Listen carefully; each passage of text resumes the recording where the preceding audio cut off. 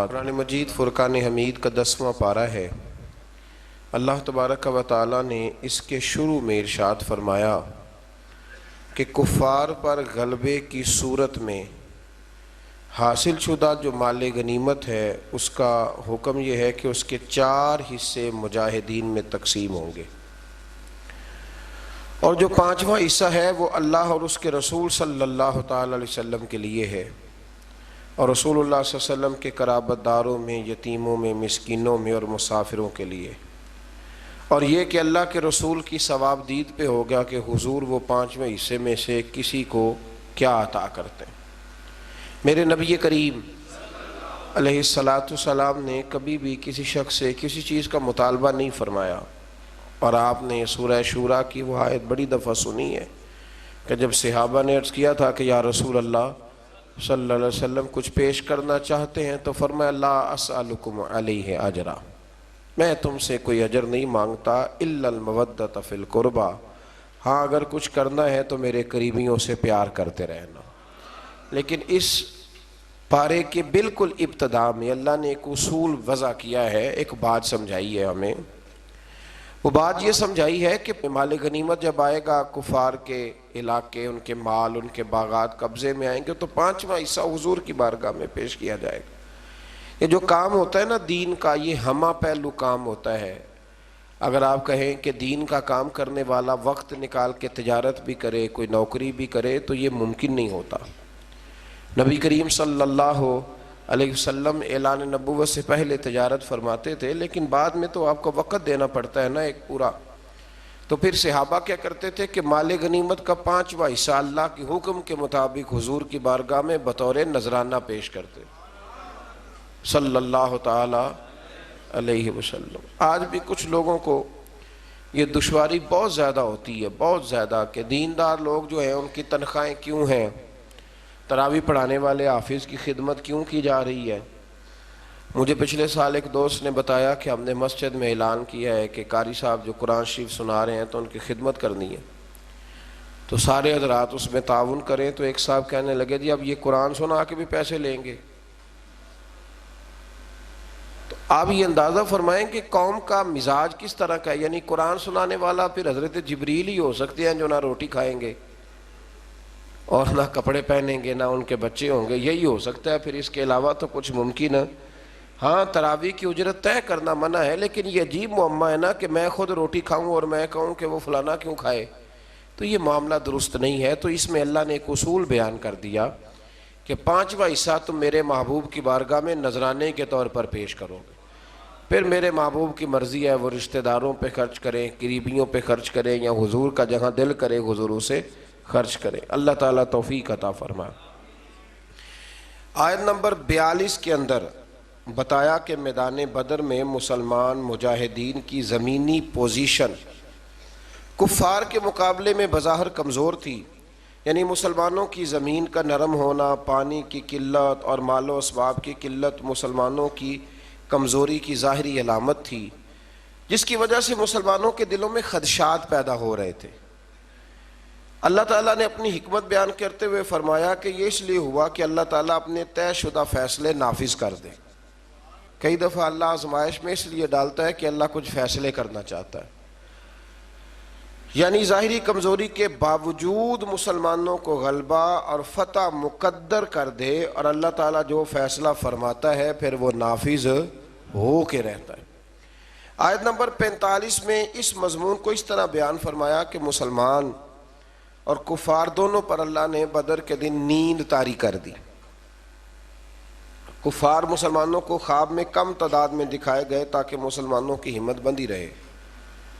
مسلمانوں نے خواب دیکھا تو انہیں خوابوں میں کافر تھوڑے نظر آئے تاکہ ان کی ہمت بندی رہے، اور اسی طریقے سے کفار نے بھی خواب دیکھا تو انہیں بھی مسلمان کم تعداد میں دکھائی دیے۔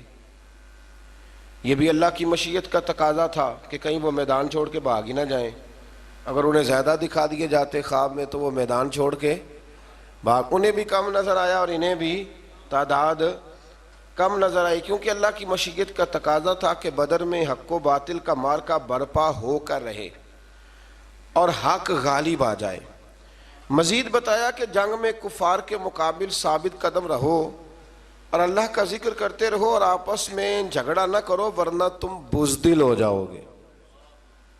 مسلمان قوم اس وقت بزدل ہوتی ہے جب آپس میں جھگڑا کرتی ہے، اور تمہاری ہوا اکھڑ جائے گی، اور کافروں کی طرح اپنی طاقت پر اتراؤ بھی نہ اور دکھاوا بھی نہ کرو۔ مزید بتایا کہ شیطان کافروں کو فتح کی بشارت دیتا رہا اور اپنی حمایت کا یقین دلاتا رہا، لیکن حق و باطل کے مقابلے کا وقت آیا تو وہ پھر الٹے پاؤں بھاگ گئے۔ بہت سارے لوگ ہوتے ہیں جو کہتے ہیں آپ چلے میں آپ کے پیچھے ہوں، تو جب پیچھے دیکھو تو پھر موجود وہ کہتے ہیں تو لڑائی کر، تو فتنہ کر، میں تیرے پیچھے ہوں معاذ اللہ، لیکن پھر وہ پیچھے۔ یہی حال بدر میں کافروں کے ساتھ شیطان نے کیا۔ آج میں منافقین کے اس حاسدانہ قول کا ذکر ہے کہ جب مسلمانوں کی ہمت اور جرت کو دیکھا تو کہنے لگے ان مسلمانوں کو ان کے دین نے مغرور کر دیا ہے۔ آپ چپ کر کے پیچھے بیٹھ جائیں تو لوگ بزدل کہتے ہیں، اور اگر آپ تگڑے ہو کے میدان میں آ جائیں تو کہتے ہیں ان میں غرور آ گیا ہے۔ تو لوگوں کا مزاج یہ ہے کہ وہ ہر بات کو غلط رنگ دیتے ہیں۔ اللہ تعالیٰ حق بات کہنے کی، سمجھنے کی اور بیان کرنے کی توفیق عطا فرمائے۔ آیت نمبر 53 میں اللہ نے ایک قانون قدرت بیان کیا۔ آیت نمبر 53، نوجوان ذرا زیادہ غور کریں، یہ سورہ انفال کی آیت نمبر 53 ہے، 53۔ آیت نمبر 53 میں ارشاد فرمایا کہ اللہ کبھی بھی اس قوم کی حالت نہیں بدلتا جو اپنی حالت خود بدلنے پر توجہ نہیں دیتی۔ اٹھ باندھ کمر کیوں ڈرتا ہے، پھر دیکھ خدا کیا کرتا ہے۔ آپ بھی تو ہمت کریں نا۔ وہ کسی نے کہا تھا نا، خدا نے آج تک اس قوم کی حالت نہیں بدلی، نہ ہو جس کو خیال خود آپ اپنی حالت کے بدلنے کا۔ تو اللہ نے یہاں قانون دیا۔ تو نوجوان یاد رکھیں کہ غریبیوں کا رونا رونے سے کام نہیں بنتا۔ جو لوگ بیٹھ کے روتے رہتے ہیں کہ اب میں کیا کروں، کدھر جاؤں، تو ان کا کچھ بھی نہیں، آگے بڑھیں، ہمت کریں۔ جب انسان ہمت کرتا ہے تو پھر اللہ اس کی مدد بھی فرماتا ہے۔ آیت نمبر 54 میں بتایا کہ آل فرعون اور پچھلی امتیں آیات الہی جھٹلانے کے جرم میں ہلاک کی گئیں۔ آیت نمبر 56 سے 58 میں یہودی قبائل کی عہد شکنی یعنی وعدہ توڑنے اور دوبارہ ان کی طرف سے خیانت کی صورت میں صلح کے معاہدے کو ختم کرنے کا ذکر ہے۔ بار بار وہ وعدے توڑتے تو پھر ایک وقت ایسا بھی آیا کہ حضور نے بھی ان کے ساتھ سارے معاہدے ختم کر دیا۔ آیت نمبر 60 میں فرمایا کہ دشمن کے مقابلے میں پوری طاقت، قوت اور اسباب کے ساتھ تیار رہو، ہمیشہ تیار رہو، ہائی الرٹ رہو ہمیشہ دشمن کے مقابلے میں۔ ہم بھی ہائی الرٹ ہوتے ہیں جب تھوڑے سے حالات خراب ہوتے ہیں، اس کے بعد پھر بات بھول فرمایا ہمیشہ کافر کے مقابلے میں تیاری کر کے رکھو، اس کے ذریعے تم اللہ کے دشمنوں اور اپنے دشمنوں کو ڈرا سکو گے۔ آگے چل کے یہ بتایا کہ اگر دشمن صلح پہ آمادہ ہو تو تم بھی صلح کے لیے آمادہ ہو جاؤ۔ سبحان اللہ۔ یعنی اسلام صرف فتنے کی، فساد کا، کسی قسم کے فتنے اور فساد کا درس نہیں دیتا۔ اگر وہ مقابلے میں آئیں گے تو قوت کٹھی کر کے مقابلہ کریں گے، اور اگر وہ صلح کریں گے تو مسلمان بھی صلح ہی کریں گے۔ اور اللہ پر توکل کرو، اگر ان کی نیت دھوکہ دینے کی ہو تو پھر تمہارے لیے اللہ ہی کافی ہے۔ یعنی اگر وہ صلح کے ارادے سے نہ آئیں بلکہ دھوکے کے ارادے سے آئیں تو پھر بھی تمہاری چونکہ نیت ٹھیک ہے تو اللہ تمہاری مدد فرمائے گا۔ آیت نمبر 63 میں اللہ تعالیٰ نے بتایا ہے کہ اللہ نے اپنے کرم سے تمہارے دلوں کو جوڑ دیا، اور اگر تم زمین کے سارے خزانے بھی خرچ کر دو تو یہ باہمی الفت جو تمہارے اندر پیدا نہ ہوتی۔ اور فرمایا نبی آپ کو اللہ کافی ہے، اور آپ کے فرما بردار مومنوں کی جماعت بھی آپ کو۔ یہ قرآن مجید کی آیت نمبر 64 ہے، اس کو ذرا پڑھیے گا۔ یہ لوگ جنہوں نے لکھا ہوتا ہے کہ صرف اللہ ہی کافی ہے، لکھا ہوتا ہے نا میرے لیے، یعنی ٹیوٹے میں بیٹھ کے سفر کر رہے ہیں، ہائیس میں بیٹھے ہوئے لکھا کہ اللہ ہی، بھئی اللہ ہی کافی ہے، لیکن اس کا مطلب یہ نہیں کہ باقی کسی اور کی، جن کو اللہ نے پیدا فرمایا، جنہیں اللہ نے قوتیں دیں۔ یہ آیت دیکھیے، ارشاد فرمایا یا ایھا النبی حسبک اللہ، اے نبی آپ کے لیے اللہ کافی ہے، اور ساتھ فوراً ہی آگے بیان فرمایا فوراً وَمَنِ اتَّبَعَكَ مِنَ الْمُؤْمِنِينَ، اور جو آپ کی اتباع کرنے والے مومن ہیں وہ بھی آپ کے لیے کافی، مومن بھی اور اللہ بھی تو جب اللہ نے ساتھ مومنوں کا ذکر فرمایا، اور یہ آیت نازل کب ہوئی؟ جب حضرت عمر فاروق نے کلمہ پڑھا، اس وقت یہ نازل ہوئی، کہا محبوب اللہ بھی کافی ہے، اور یہ تیرے غلاموں کی جو 40 کی تعداد بن گئی، اب انشاءاللہ ہر میدان میں کامیابیاں مسلمانوں کے حصے میں آئیں۔ اسی طرح سے آیت نمبر 65 میں نبی کریم صلی اللہ علیہ وسلم کو حکم ہوا کہ مومنوں کو جہاد پر ابھاریے، تیار کیجیے۔ اللہ تعالیٰ 10 گنا تعداد پر مشتمل کافروں پر فتح عطا فرمائے گا۔ پھر بعد میں جب مسلمانوں میں کمزوری آئی تو فرمایا اللہ تمہیں دشمنوں کی دگنی تعداد پر فتح فرمائے گا۔ آیت نمبر 72 میں بتایا کہ جان و مال سے اللہ کی راہ میں جہاد کرنے والے مومنین، مہاجرین اور انصار صحابہ کرام ایک دوسرے کے دوست ہیں۔ جہاد کرنے والے جانوں اور مالوں سے یہ ایک دوسرے کے دوست ہیں، اور یہی سچے اور پکے مومن ہیں، اور ان کے لیے مغفرت ہے اور عزت والی روزی ہے۔ اسی طرح کفار بھی ایک دوسرے کے دوست ہیں۔ ہجرت سے پہلے اور بعد کے مسلمان ہونے والوں کے حقوق اور درجات میں فرق کا باوجود جنہوں نے پہلے کلمہ پڑھا ان کا درجہ اونچا ہے، اور جنہوں نے بعد میں پڑھا ان کا درجہ اونچا ہے، لیکن اس کے باوجود اللہ تبارک و تعالیٰ نے سب کے ساتھ خیر کا وعدہ فرمایا ہے۔ اس سے آگے سورہ توبہ کا آغاز ہوتا ہے۔ سورہ توبہ قرآن مجید کی وہ سورہ مبارکہ ہے جس کے آغاز میں بسم اللہ شریف نہیں ہے۔ اس کی کئی وجوہات مفسرین کرام نے بیان فرمائی ہے۔ ایک وجہ تو یہ بیان کی گئی ہے کہ اس میں تسلسل ہے سورہ انفال کے مضامین کا، وہی مضامین چونکہ چلے آ رہے تھے اس لیے اس کے اندر اس کو بیان نہیں کیا گیا۔ اور ایک بات یہ ہے کہ اس کے شروع میں اللہ تعالیٰ نے کافر اور مشرک سے اپنی برات کا اعلان فرمایا، کیونکہ بات جلال کی ہو رہی تھی اس لیے بسم اللہ شریف کو شامل نہیں کیا گیا۔ اس صورت کی پہلی آیت میں مشرکین عرب سے برات کا اعلان کرتے ہوئے انہیں مسلمانوں سے فیصلہ کن جنگ کرنے یا اسلام قبول کرنے کے لیے 4 مہینوں کا ٹائم دیا گیا، فیصلہ کر لو ان 4 مہینوں میں۔ اور یہ بھی فرمایا گیا کہ جن کفار کے ساتھ مسلمانوں کا پہلے سے کوئی معاہدہ ہے اور انہوں نے مسلمانوں کے خلاف کسی دشمن کی مدد بھی نہیں کی تو مقررہ مدت تک مسلمان یک طرفہ طور پر معاہدے کو نہ توڑیں۔ پھر فرمایا 4 مہینے کا ٹائم گزرنے کے بعد مسلمان مشرکین عرب کے خلاف لاہ عمل کریں گے، انہیں پکڑیں گے، ان پر حملہ کریں گے اور ان کا مکمل محاصرہ کریں گے، اور جہاں بھی ملیں گے انہیں کیفر کردار تک پہنچایا جائے گا۔ یہ بہت بعد میں جا کے فیصلہ ہوا، ورنہ تو اسلام نے ہمیشہ ان لوگوں سے درگزر ہی کی بات کی۔ آیت نمبر 6 میں فرمایا اگر کوئی مشرک قرآن کے پیغام کو سمجھنے کے لیے اور حق کی تلاش میں آپ کے پاس آئے تو اے محبوب علیہ السلام اسے آپ موقع عطا فرمائیں، اسے ٹائم دیں، اس کی حفاظت فرمائیں۔ آیت نمبر 8 سے 10 تک میں بتایا گیا کہ کفار مسلمانوں کے ساتھ منافقانہ رویہ اختیار کرتے ہیں، اور ان کی اخلاقی حالت یہ ہے کہ وہ مسلمانوں پر خدا نخواستہ غالب آئیں تو اپنی قرابت داری کا بھی لحاظ نہ کریں گے، وہ نہیں لحاظ کریں گے۔ حالانکہ میرے نبی پاک علیہ السلام نے تو فرمایا جو حملہ نہ کرے ہم اس پر بھی حملہ نہیں کریں گے، تو فرمایا وہ نہیں اس بات کا خیال کریں گے۔ مزید بتایا کہ ان کفار میں سے جو توبہ کر کے ایمان لے آئیں اور ان کے تقاضوں پہ کاربند رہے ہیں پھر وہ مسلمانوں کے دینی بھائی ہیں، یعنی ان کے لیے ماضی کی نفرتوں کو دل سے نکال دیا جائے۔ آیت نمبر 12 میں بتایا کہ جو کفار عہد کر کے وعدہ کر کے اپنی قسموں کو توڑ دیں تو پھر وہ کسی اور رعایت کے مستحق نہیں ہے، وہ پہلے بھی رسول اللہ صلی اللہ علیہ وسلم کے ساتھ اس طرح کے وعدہ خلافیاں کر چکے ہیں۔ آیت نمبر 16 میں بتایا کہ مسلمانوں پر آزمائشیں آئیں گی تاکہ سچے مومنوں کا کردار کھول کے سامنے آ جائے۔ آیت نمبر 17 اور 18 میں بتایا کہ کافروں کا شعار مسجد بنانا نہیں، یہ تو ان لوگوں کا کام ہے جو اللہ پر اور قیامت کے دن پر ایمان لائیں اور نماز قائم کریں اور زکوٰۃ دیں اور اللہ کے سوا کسی سے نہ ڈریں۔ آیت نمبر 19 میں فرمایا کہ حاجیوں کو پانی پلانا اور مسجد حرام کی تعمیر اگرچہ اچھے کام ہے لیکن اللہ تعالیٰ اور یوم آخرت پر ایمان اور اللہ کے رستے میں جہاد کے برابر یہ کام ہو سکتے نہیں۔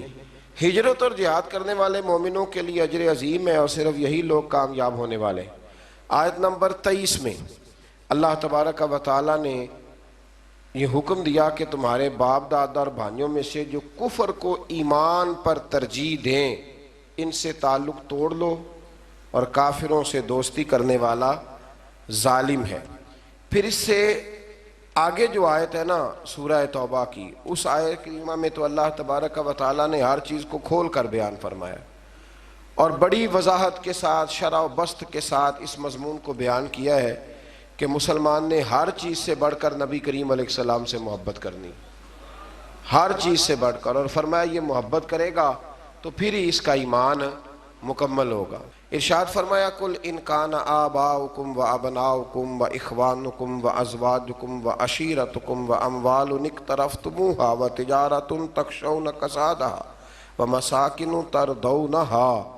دیکھیں کس ترتیب سے اللہ تعالیٰ نے ان ساری چیزوں کو بیان فرمایا۔ فرمایا محبوب ان سے فرما دیں اگر تمہارے باپ اور تمہارے بیٹے اور تمہارے بھائی اور تمہاری بیویاں اور تمہارا کنبہ اور تمہارا وہ مال جو تم نے کمایا ہے، ایک مال وہ ہوتا ہے جو بندے نے کمایا نہیں ہوتا پر ہوتا اس کے پاس ہے، اس سے زیادہ پیار نہیں ہوتا، تو یہاں فرمایا وہ مال جو تم نے کمایا ہے، اور وہ کاروبار جس کے نقصان سے تم ڈرتے ہو، اور وہ مکانات جنہیں تم پسند کرتے ہو۔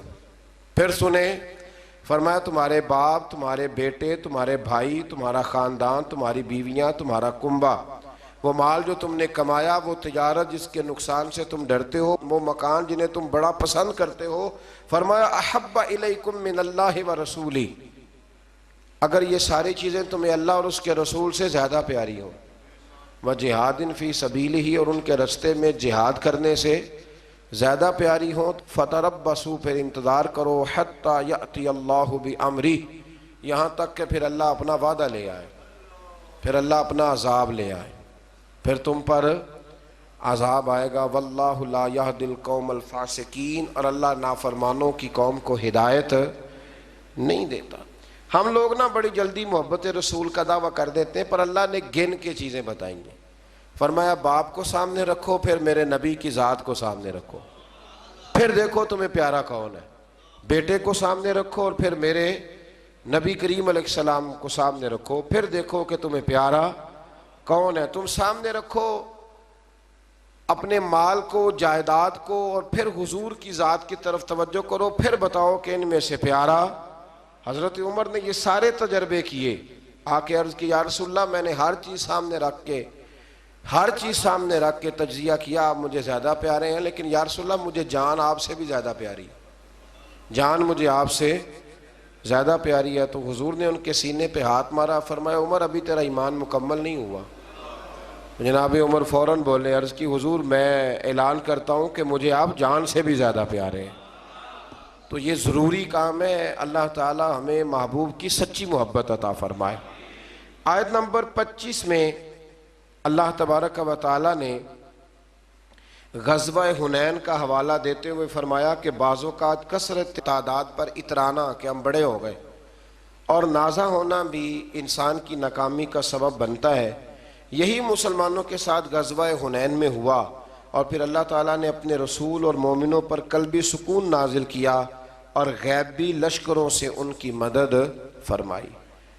9 ہجری کو یوم الحج کے عرفات میں اعلان ہوا کہ اس سال کے بعد مشرک حدود حرم میں داخل نہیں ہو سکتا، پہلے وہاں داخل ہونے کی اجازت تھی، اور فرمایا کہ تنگ دستی کی فکر نہ کرو، اللہ اپنے فضل سے تم لوگوں کو غنی کر دے گا۔ آیت نمبر 29 میں اہل کتاب کو جزیہ دینے کا حکم دیا اور فرمایا کہ نہ دینے کی صورت میں جنگ کے لیے تیار رہنا۔ آیت نمبر 30 میں بتایا کہ یہود نے عزیر کو اللہ کا بیٹا کہا اور عیسائیوں نے حضرت عیسیٰ کو اللہ کا بیٹا کہا، مگر یہ سب ان کی خود ساختہ باتیں ہیں، ان پر اللہ کی مار ہے۔ مزید فرمایا کہ یہ جو عیسائی ہیں نا، انہوں نے اپنے علماء اور اپنے راہبوں کو خدا ہی بنا لیا ہے۔ یہ اللہ کہہ رہا ہے کہ انہوں نے انہیں اپنا خدا ہی بنا لیا ہے، اور مسیح ابن مریم کو بھی، حالانکہ انہیں اللہ وحدہ لا شریک کی عبادت کا حکم دیا گیا تھا۔ آگے چل کے فرمایا کہ منکر اپنی پھونکوں سے اللہ کے نور کو بجھانا چاہتے ہیں، مگر اللہ ان کی خواہش کے برعکس اس نور کو مکمل فرمائے گا۔ اور فرمایا اللہ نے اپنے رسول کو ہدایت اور دین حق کے ساتھ بھیجا ہے تاکہ اللہ اپنے اس دین کو ہر دین پر غلبہ عطا فرما دے۔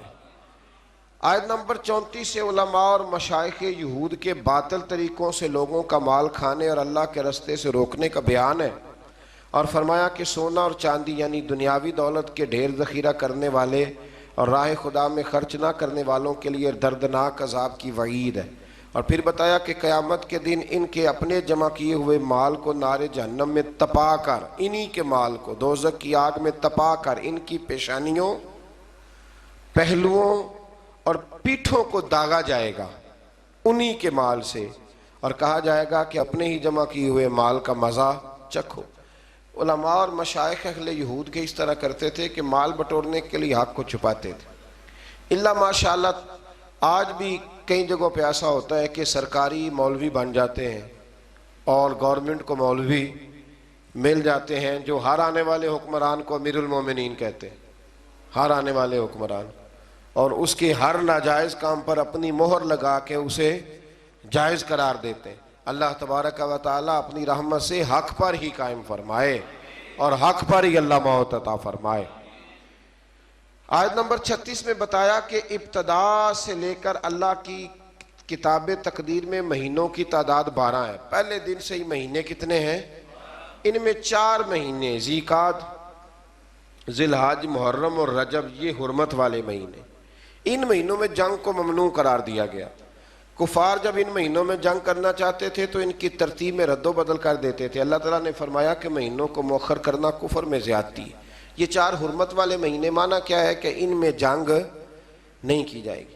آیت نمبر 38 اور 39 میں فرمایا کہ جب جہاد کے لیے نفیر عام ہو جائے تو سستی نہ کرنا چاہیے، اور جو ایسا کرے گا اس کے لیے عذاب علیم ہے، اور تم یہ مت سمجھنا کہ جہاد کا فریضہ صرف تم پر موقوف ہے، تم نہیں کرو گے تو اللہ تمہاری جگہ کسی اور قوم کو لائے گا اور تم کو اس سے بالکل نقصان نہیں پہنچا سکتے۔ آیت نمبر 40 میں سفر ہجرت کے موقع پر غار ثور میں حضرت ابوبکر صدیق رضی اللہ تعالیٰ عنہ کی رفاقت خاص کو ایک شان امتیازی کے ساتھ بتایا ہے، اور اس آیت میں 6 مختلف انداز میں سیدنا صدیق اکبر کا ذکر ہوا ہے۔ آیت نمبر 40 میں اذ یقول لصاحبہ لا تحزن ان اللہ معنا، جب محبوب نے اپنے صحابی سے کہا، جب قرآن مجید نے حضرت ابوبکر کو حضور کا صحابی کہا تو اب جو ان کے صحابی ہونے کا انکار کرتا ہے وہ قرآن کی آیت کا انکار کرتا ہے۔ تو 6 انداز میں حضرت صدیق اکبر کا ذکر کیا، پھر فرمایا کہ اللہ تعالیٰ کلمہ کفر کو پست اور اللہ کا دین ہی سر بلند آئے گا۔ آگے فرمایا جب جہاد کے لیے عام لام بندی کا، صف بندی کا حکم ہو جائے تو پھر جس حال میں بھی ہو تمام وسائل کے ساتھ جہاد میں شریک ہو جاؤ۔ پھر فرمایا کہ منافقین قسمیں کھا کھا کر اور طرح طرح کے بہانے بنا کر جہاد سے بچنے کی کوشش کرتے ہیں، جبکہ سچے مومن دل و جان سے جہاد کے لیے نکل کھڑے ہوتے ہیں۔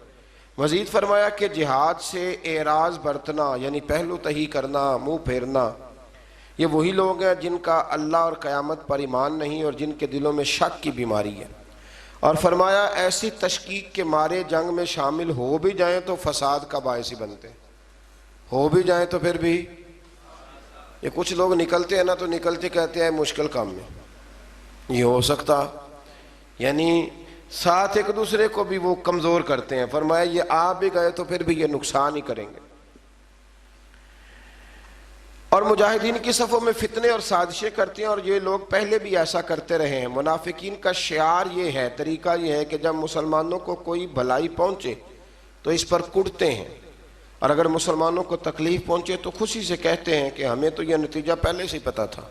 اللہ اکبر، اس لیے ہم نے احتیاط سے کام لیا، سوائے اس کے جو اللہ نے ہمارے لیے مقدر کر دی ہے، اور فتح ہو یا شہادت دونوں صورتوں میں ہم ہی کامیاب ہوں گے۔ منافقین کی ایک روش یہ بھی بتائی گئی کہ وہ نماز خوش دلی سے نہیں پڑھتے، منافق نماز خوش دلی سے بلکہ تنگ ہو کے نماز پڑھتے ہیں، اور فرمایا کہ مجبوراً وہ اللہ کے راستے میں خرچ کرتے ہیں۔ اللہ تعالیٰ نے فرمایا یہ منافقین اللہ کی قسمیں کھا کھا کے کہتے ہیں کہ وہ آپ میں سے ہی ہیں، حالانکہ وہ مسلمانوں میں سے نہیں ہیں، لیکن وہ جان و مال کے خوف کے باعث مسلمانوں کے ساتھ مل کر رہنا چاہتے ہیں۔ آیت نمبر 61 میں فرمایا کہ بعض منافقین اللہ کے نبی کو ایذا پہنچاتے ہیں، تکلیف دیتے ہیں اور کہتے ہیں کہ وہ کانوں کے کچے ہیں معاذ اللہ، جبکہ نبی پاک صلی اللہ علیہ وسلم کا تمام لوگوں کی بات سننا مومنین کے لیے باعث رحمت ہے۔ حضور صلی اللہ علیہ وسلم ہر ایک کی بات سنتے اور نبی پاک کا ہر ایک کی بات سننا مومنوں کے لیے باعث رحمت ہے، اور جو لوگ رسول اللہ صلی اللہ علیہ وسلم کو ایذا پہنچاتے ہیں ان کے لیے دردناک عذاب ہے۔ اور فرمایا منافق جھوٹی قسمیں کھا کے مسلمانوں کو راضی کرنے کا یقین دلاتے ہیں، اگر وہ سچے مومن ہوتے تو اللہ اور اس کے رسول اس کا زیادہ حقدار تھا کہ انہیں راضی کیا جاتا۔ یہ مومنوں کو اپنے حق میں راضی کرتے ہیں پر اللہ رسول کو راضی، حالانکہ اللہ رسول کا زیادہ حق تھا کہ انہیں راضی کیا جاتا۔ منافقین کا شعار یہ بھی ہے کہ وہ مسلمانوں کا مذاق اڑاتے ہیں، اگر ان سے اس کے بارے میں پوچھا جائے تو کہتے ہیں ہم تو محض خوش طبی کر رہے تھے اور دل لگی کرتے ہیں، تو کیا اللہ اور اس کی آیات اور اس کے رسول کا مذاق اڑاتے ہیں؟ آیت نمبر 67 میں اللہ تعالیٰ نے فرمایا منافق مرد اور عورتیں ایک دوسرے کے مشابہ ہیں، ایک جیسے ہیں، اور برائی کا حکم دیتے ہیں اور نیکی سے منع کرتے ہیں اور خیر کے کاموں سے اپنا ہاتھ روکتے ہیں۔ انہوں نے اللہ کو بھلا دیا ہے تو اللہ نے بھی ان کو نظر انداز کر دیا ہے۔ آگے چل کے فرمایا مومن مرد اور عورتیں ایک دوسرے کے مددگار ہیں، وہ نیکی کا حکم دیتے ہیں اور برائی سے منع کرتے ہیں، نماز قائم کرتے ہیں، زکوٰۃ دیتے ہیں، اللہ اور اس کے رسول صلی اللہ علیہ وسلم کا حکم مانتے ہیں۔ اگلی آیت میں فرمایا کہ اللہ نے مومنین اور مومنات سے جنت کی دائمی اور ابدی نعمتوں کا وعدہ کر رکھا ہے، اور اللہ ہی کی رضا میں سب سے بڑی سعادت ہے۔ آیت نمبر 73 میں فرمایا کفار اور منافقین سے جہاد کیجیے اور ان پر سختی کیجیے اور ان کا ٹھکانہ جہنم ہے۔ یہ کلمہ کفر کہتے ہیں اور پھر قسمیں کھا کھا کے منکر ہو جاتے ہیں۔ اللہ تعالیٰ نے فرمایا انہوں نے کلمہ کفر کہا ہے اور اسلام لانے کے بعد انہوں نے کفر کو اختیار کیا۔ آیت نمبر 75 میں فرمایا کہ بعض منافق وہ ہیں جو اللہ سے عہد کرتے ہیں کہ اگر اللہ انہیں اپنے فضل سے ہمیں عطا کیا تو ہم ضرور صدقہ کریں گے اور نیکوکاروں میں سے ہو جائیں گے، پس جب اللہ نے اپنے فضل سے انہیں مال عطا کیا تو انہوں نے بخل بھی کیا اور اپنے وعدے سے بھی پھر گئے، روح گردانی بھی۔ بہت سارے لوگ وعدے کرتے ہیں نا اللہ دے گا تو پھر اس کے راستے میں، پھر جب اللہ دیتا ہے تو ان کے خرچے بڑھ جاتے ہیں، پھر کہتے ہیں گزارا نہیں ہوتا، پھر نیا ان کا پروگرام سامنے آ جاتا ہے۔ آیت نمبر 78 میں اللہ تعالیٰ نے متنبع فرمایا کہ اللہ دلوں کے رازوں اور سرگوشیوں کو بھی جانتا ہے، وہ غیبی باتوں کو بہت زیادہ جاننے والا ہے۔ آیت نمبر 79 میں منافقین کا ایک طریقہ یہ بھی بتایا کہ نادار مومنین جب اپنی محنت کی کمائی سے تھوڑا سا مال صدقہ کرتے ہیں تو منافق ان پر تان کرتے ہیں معاذ اللہ اور ان کا مذاق اڑاتے ہیں، تو اللہ تعالیٰ ان کو ان کے مذاق کی سزا دے گا۔ اللہ تعالیٰ نے اپنے نبی پاک علیہ السلام سے فرمایا یہ منافق آپ کے گستاخ ہیں، آپ کا ان کے لیے استغفار کرنا یا نہ کرنا برابر ہے، اگر آپ ان کے لیے 70 بار بھی استغفار کریں گے تو اللہ ان کو ہرگز معاف، کیونکہ یہ محبوب آپ کے گستاخ ہیں، یہ آپ کے گستاخ ہیں۔ آپ ان کے لیے 70 بار بھی استغفار کریں تو کہ یہ بے ایمان آپ کے بے ادب ہے تو اللہ انہیں معافی دیکھ لیں، حضور کے بے ادب کے لیے کوئی معافی۔ منافقین کی اس بری خصلت کا ذکر ہے کہ خود تو جہاد نہیں کرتے اور گھروں میں بیٹھے ہیں، ساتھ مسلمانوں کو گرمی کا ڈراوا دے کر انہیں بھی جہاد سے منع کرتے ہیں۔ اللہ نے فرمایا جہنم کی آگ اس سے زیادہ گرم ہے اگر وہ سمجھتے۔ آیت نمبر 84 میں نبی کریم علیہ السلام کو منافقین کے کفر کے سبب ان کی نماز جنازہ پڑھنے اور ان کی قبر پر جانے سے ہمیشہ کے لیے منع کیا گیا ہے۔ منافقین کی قبروں پہ جانے سے کس نے منع کیا ہے؟ اللہ نے۔ کس کو منع کیا ہے؟ مومنوں کی قبروں پر جانے سے منع نہیں کیا۔ سورہ توبہ کی آیات میں منافقین کی مسلسل مذمت بیان فرمانے کے بعد اللہ تعالیٰ نے ضعیفوں، بیماروں اور ناداروں کے عذر کی بنیاد پر رخصت عطا فرمائی ہے، اور ایسے مجاہدین کو جو خود بھی جہاد کے لیے اپنے مصارف برداشت نہیں کر سکتے اور رسول اللہ صلی اللہ علیہ وسلم کے پاس ان کی سواری اور زاد راہ کا سامان نہ ہو، البتہ جو لوگ صحت مند ہوں اور مالی وسائل رکھنے کے باوجود جہاد سے پہلو تئی اختیار کرنا چاہیں، وہ قابل مذمت ہیں۔ اللہ تعالیٰ نے ان کے دلوں پر مہر لگا دی ہے۔ فرمایا جب تمہارے پاس طاقت ہو تو پھر تم نے اللہ کے راستے میں جہاد کرنا ہے، اور جہاد کی جتنی قسمیں ہیں، زبان کے ساتھ جہاد، عمل کے ساتھ جہاد، اور بھی جتنی اقسام ہیں، ان سب اقسام کو تم نے پورا کرنا ہے۔ اللہ تعالی ہمیں سمجھنے کی توفیق عطا فرمائے۔